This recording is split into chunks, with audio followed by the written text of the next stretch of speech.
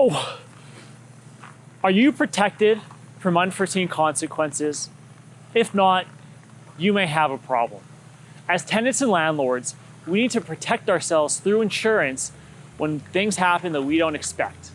But today, we have exclusive access to Greg Cortese, managing partner at BFL Canada, and he's going to give you a game plan and insight on how to protect yourself through your insurance.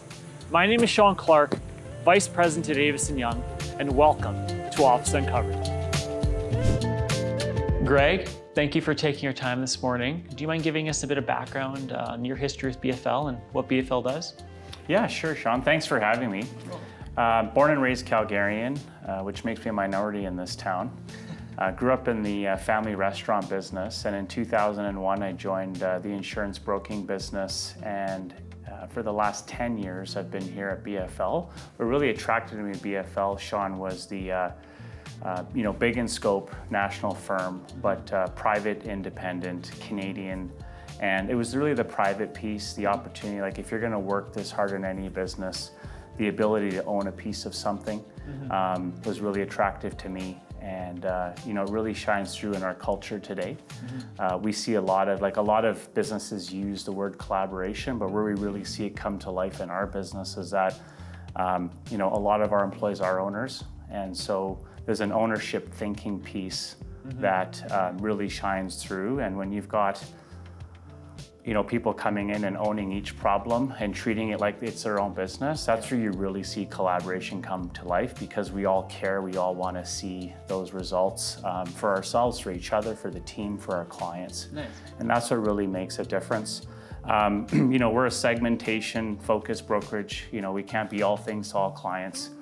So our strategy has always been picking the segments that we think we can be relevant in.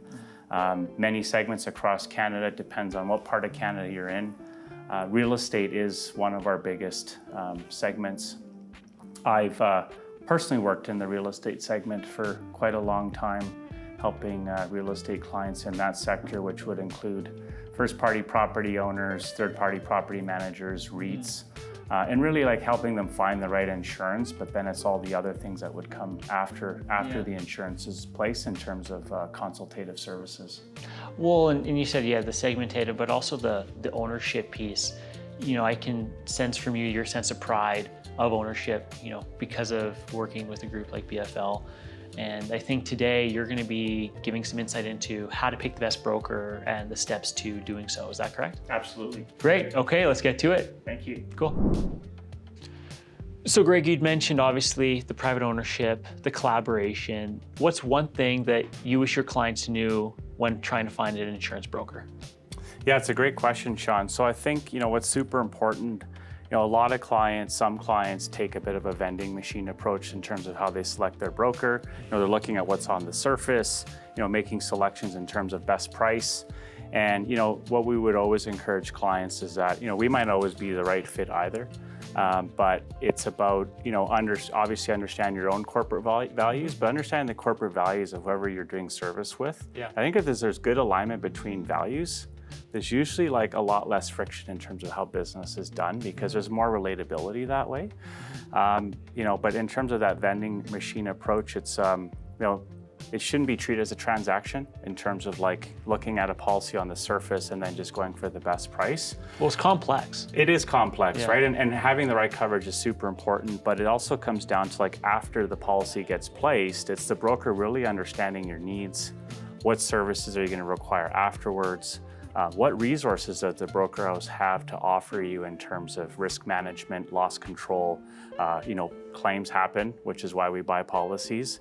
How is that broker going to support and advocate for you in the event of a loss? So it's really going deeper and really understanding what that broker offers in terms of services. Well, it sounds like collaborative, but also longer term. It's not just a upfront transaction. You're working with them for the period of that insurance policy. Yes, it's very consultative. It's very both ways. And another thing is really ensuring that this broker is representing your business, your assets in a very big insurance marketplace, right? And so back to collaboration, right? It's It's what's your involvement as a client to make sure that your information, your business, your risks are being profiled the right way in the insurance marketplace. So it's looking at what that information is, what's the broker sending into the insurance marketplace, how's it being profiled, you know, and being a part of that discussion in terms of, well, maybe we should add this, or we should talk about risk management, or that we do these things, or what about that? And so those become really critical items. Of course, and the collaboration allows, you know, your brokers to tailor the policy specifically for your clients. So, okay, awesome. I appreciate that, and I think that's great advice. So Greg, on a more technical level, what's one thing that the viewers can do today to look at their insurance policy and maybe find some added value for protection for themselves? It's a really good question. I don't know if there's one thing, but if I had to pick something that comes to mind, Sean, it would be within an insurance policy, there's, you know, you're insuring your building, you're insuring your liability, but I think a really critical piece is the rental income, right? Which is, after all, why you're in business. And so all policies would have an indemnity period on your rental income. So what that essentially is from, let's say, date of fire, you know, you would lose tenants. Let's say if it was a major loss, while you're lending covenants, you still have mortgage payments, you still have property tax. There'll still be a lot of fixed expenses that you'd be responsible for, despite the fact of losing some or all of your tenants. So the policy would pay out loss of rental income for so many months, depending on the indemnity period. Much to our surprise, when we review policies, we see 12 months, which is the minimum basic offered under a policy, is a 12-month indemnity period. Well, if you think about it, it's quite obvious, like from date of fire to, you know, fire department doing their thing, the site cleanup, debris removal. If it's a rebuild, you know, you're dealing with designs, that whole process to permits, development, construction, back to occupancy permit. Is that going to happen in 12 months? Tight. Absolutely Unlikely. not, right? Like we just know it practically doesn't work that way. So we would recommend that being maybe one of the most important line items, your revenue, is to ensure that you're buying, I say buy as much indemnity as possible, like, you know, 18, 24, 36 months. I mean, obviously you got to weigh out the premium differences. Of course. But when you really look at it, you know, it would be a bad day to be in month 13 and no longer have rental income insurance, but still be responsible for that mortgage payment or all those other expenses. And so we really recommend just ensuring that you've got the right indemnity periods based on the building, its exposures, and that type of thing. I think that's very apropos. I mean, at the end of the day, right? Like, the goal is you want rental income, you want cash flow. How do you protect that on the opportunity there is, you know, catastrophic loss for your space? So I think that's great advice. Yeah, and another thing that I would add is, I read a billboard once. I was in the U.S. I was in California. And it said 80% of claims are not insured or insurable. Oh wow! And it's a high percentage. And I think there's a you know, thought that, you know, I bought a policy, everything's fine, I don't need to worry about it. And I think it's super important once you have that insurance policy in place, is to sit down with your broker and ask the questions around, okay, now tell me what's not covered.